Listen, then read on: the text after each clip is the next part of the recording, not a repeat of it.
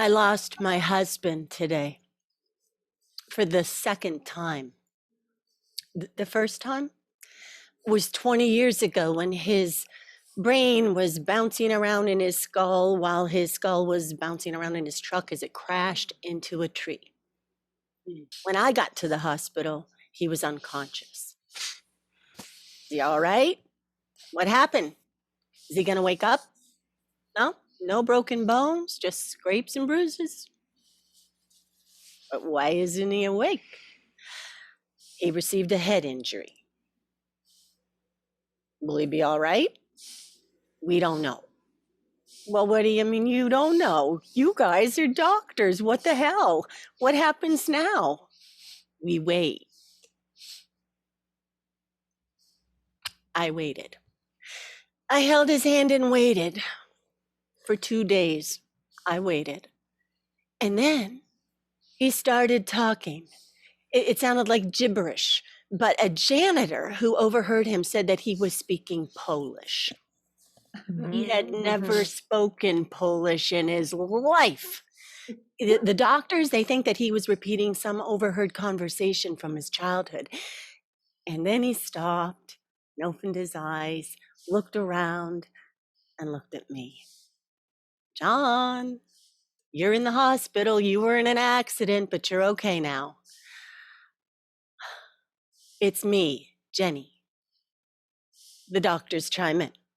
John, this is Jenny, your wife. He doesn't believe them.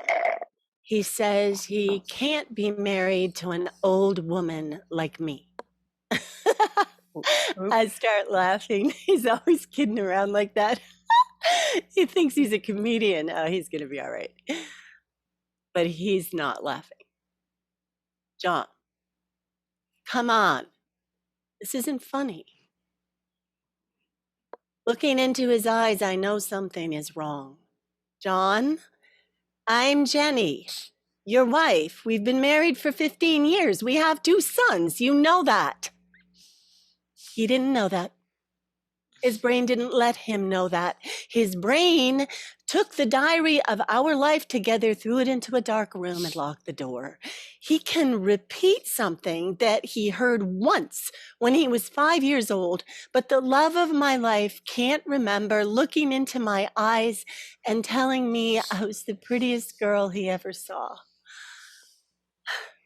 When he was well enough physically, we went home to what he was told was his home. As we walked through the front door, he put on his husband and father face, and I put on my everything is normal face. And we wore those faces for the next 20 years. I admit I didn't always wear mine very well. I could deal with the fact that his memory was screwed up. I mean, I have to tell him that the pointy thing he's using to eat with is a fork. I mean, he knows exactly what to do with it. He just doesn't remember what it's called. It's the other thing that was frustrating. More than frustrating. I mean, he was a good father and he was affectionate, and I think he really cared about me. No, I know he did.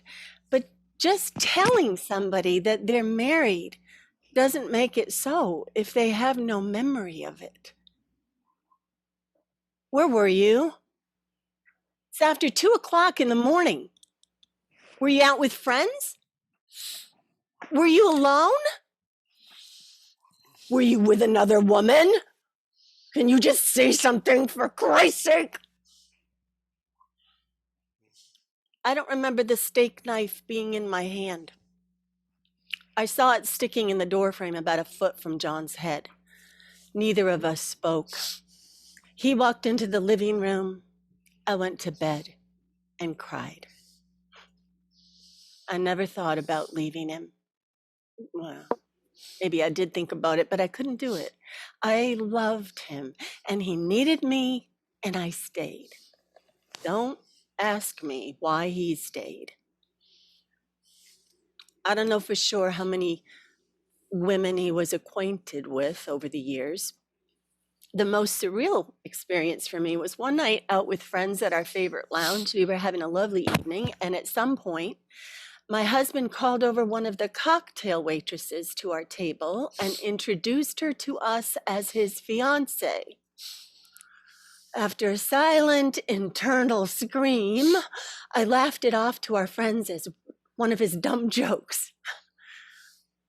So, the brain. Somehow it takes care of the day-to-day tasks that keep us alive while storing away all the memories that tell us who we were and who we are. And if those memories are taken away, who are we? Oh, for years, John struggled with lung disease until his body was just too tired to fight it anymore. He died early this morning, but not before leaving me a gift. He was lying in our bed after a session of my thumping on his back to break up the blockage in his breathing passages. He asked for a glass of water, and I went to the kitchen and brought one back.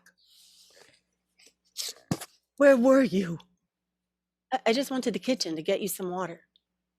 No, I mean, where have you been? I've been looking for you.